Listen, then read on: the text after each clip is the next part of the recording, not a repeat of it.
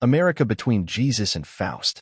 I dabbled in a peculiar kind of optimism about the American future, arguing that if we can avoid various forms of self-destruction over the next decade or two, we might find ourselves in a better position than almost any peer or rival. As an aging world's last bastion of dynamism and growth, possibly centered around the new America taking shape in the Sun Belt cities and the West. One objection to this vision focuses on my chosen location for this imagined near-future Neo-America, given the possibility that climate change will render Texas or Arizona unfit for human habitation. It's a real concern, and depending on your expectations for rising temperatures and water shortages, you might bet on a Great Lakes renaissance instead. But you also shouldn't necessarily bet against the adaptability of human beings who seem, to my own New England confusion, to really like to live in scorching heat. Also, did you know, per this essay in our pages, that Arizona uses 3% less water than it did in 1957, though its population has grown more than 500% since then? The deeper objection is a spiritual one, offered by Rod Dreher, who reliably outstrips me in pessimism and comes through again here. Yes, he responds, it is better to live in a country and in a culture that is doing better, materially and otherwise, than all others. But that doesn't mean it's a good place to live for the human spirit. And while America may be in better shape materially than other places, he suggests, it's just as lost as any other modern society when it comes to having a sense of what he, borrowing from C.S. Lewis, borrowing from East Asia, calls the Tao, meaning a sense of cosmic purpose beyond mere individualism and common values beyond the whims and aspirations of the self. If anything, I don't think Dreher fired at every target I offered him, because I quoted a description of this imagined new America that used the term neo-Faustian to describe its technological ambitions. And what serious conservative or convinced religious believer should welcome a new American century defined by the spirit of the famous doctor, the impulse to bargain for power with the very devil? If you want to cast even my relative optimism as moral pessimism, the proof is in that label. America might have another age of power still ahead of her, but we'll have to sell our soul to get there, if we haven't already. This point touches on a line of tension that runs through a lot of my own writing. I'm a Catholic writer who often criticizes the decadence of the late modern world and urges it to rediscover dynamism and ambition. But if techno-capitalist ambitions are fundamentally Faustian, should a Catholic observer, or anyone else with similar commitments, really wish for them to rise again? In the Bible, after all, Promethean dreams are not always treated kindly. It's the serpent who promises forbidden knowledge, the bloody-handed Cain who founds the first city, the builders of Babel who are scattered to the winds. Maybe the Promethean spirit in America needs to be exorcised, not revived. This critique has been raised against both my political and personal writings. Here is Patrick Deneen's review of The Decadent Society for an example of the former sort of criticism. You can read my response here. Maybe more strikingly, here are some comments from Noah Millman on my memoir about chronic illness, The Deep Places, which run along similar lines. A large part of that memoir is concerned with the sheer effort involved in trying to get better from a mystery illness, the trying and trying and trying yet again, the self-doctoring and experimentation, the mad scientist aspect of the whole experience. And Millman, who was generous to the book, comes away wondering if, despite the Christian elements in my story, the faith it really displays is more fundamentally Promethean. A belief in the human ability to understand and overcome the material constraints of our world, which is in some ways a surprising place for a serious Christian to end up.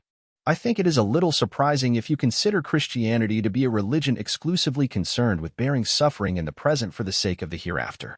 But in fact, the dynamism of Christian cultures has usually reflected the working through of the tensions between that conception of the faith, call it ascetic, monastic, quietist, Mennonite, and the equally powerful conception of Christianity as a religion of repair, reform, healing, revolution, which, I would suggest, is also a tension woven throughout the Old and New Testaments alike, which present both a fallen world to be patiently endured and a fertile world that can be mastered and transformed.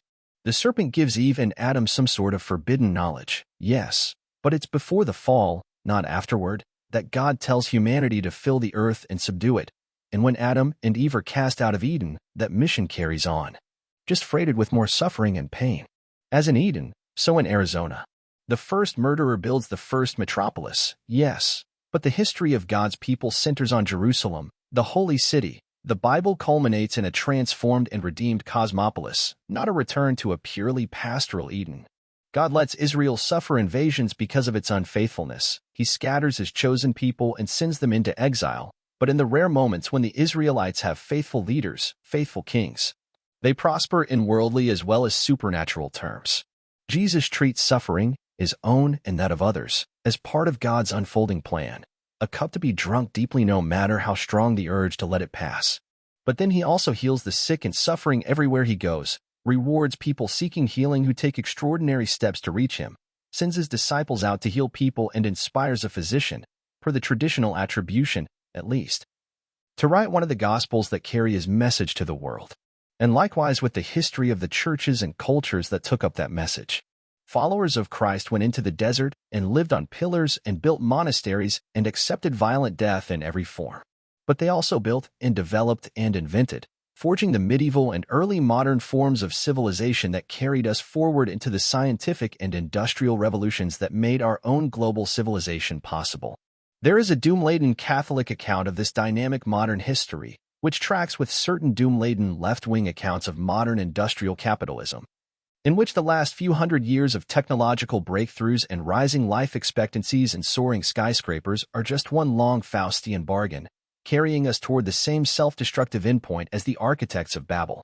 As I've written before, I don't think this account really works. There has been so much growth and vitality for Christianity within the long era of scientific and technological progress, so many surprising rebirths for different forms of Christian faith, and an underappreciated relationship between dynamism in the secular order and revival in the religious realm that if you're any kind of providentialist, you have to see a version of technological modernity as part of God's unfolding plan. Which doesn't mean that there isn't also a version that tends to corruption, dehumanization, and ultimately our destruction. And I agree with Dreyer and other pessimists that you can see that darkness visible along some of the tech frontiers that our society is currently exploring, and in those futurist worldviews that imagine humanity superseded or replaced. It's why I write so often about the need to master digital technology before it masters us, before we disappear into the Apple goggles, not merged with tech but submerged fatally within the virtual's embrace.